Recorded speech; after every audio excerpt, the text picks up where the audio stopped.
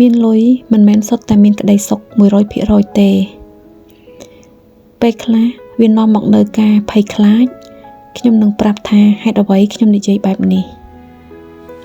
សួស្តីបងប្អូនទាំងអស់គ្នាថ្ងៃនេះខ្ញុំចង់ចែករំលែកអារម្មណ៍ពិសេសមួយអារម្មណ៍ដែលមានទាំងសេចក្តីសប្បាយចិត្តហើយក៏មានការភ័យខ្លាចលាយឡំជាមួយគ្នាផងដែរវាជាអារម្មណ៍ពេលលុយចូលគណនីថ្ងៃដែលខ្ញុំឃើញសារលុយបានចូលគណនីចិត្តខ្ញុំសប្បាយណាស់ដូចជាមនុស្សម្នាក់ដែលកំពុងដកដង្ហើមបានស្រួលព្រោះយើងដឹងថាយ៉ាងហោចណាស់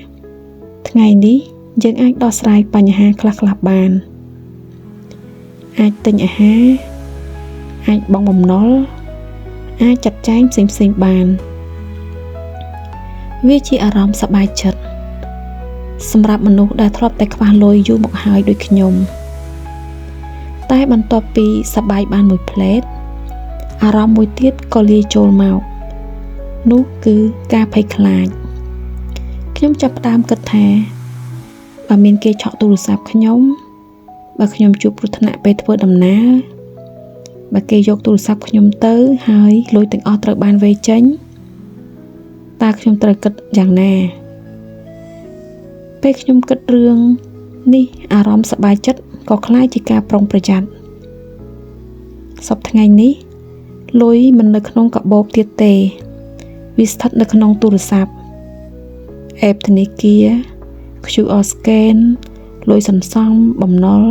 ទាំងអស់គឺនៅក្នុងឧបករណ៍តូចមួយនេះដូចនេះហើយពេលលុយចូលគណនីទូរស័ព្ទคล้ายជារបស់មានតម្លៃបំផុតក្នុងថ្ងៃនោះវាមិនមែនត្រឹមជាទូរស័ព្ទទេវាជាជីវិតហិរញ្ញវត្ថុខ្ញុំទាំងមូលថ្ងៃនេះ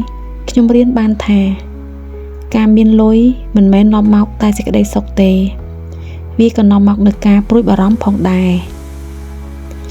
សប្បាយចិត្តព្រោះយើងមានអ្វីមួយដោះស្រាយបញ្ហាបានភ័យខ្លាចព្រោះយើងដឹងថាអ្វីអាចបាត់បង់បានយ៉ាងឆាប់រហ័សតែខ្ញុំប្រាប់ខ្លួនឯងថាកុំឲ្យការភ័យខ្លាចលើសេចក្តីសប្បាយចិត្តត្រូវប្រុងប្រយ័ត្នតែត្រូវរស់ដោយសន្តិភាពផងដែរបើបងប្អូនធ្លាប់មានអារម្មណ៍សប្បាយចិត្តលាយឡំជាមួយការភ័យខ្លាចដូចខ្ញុំ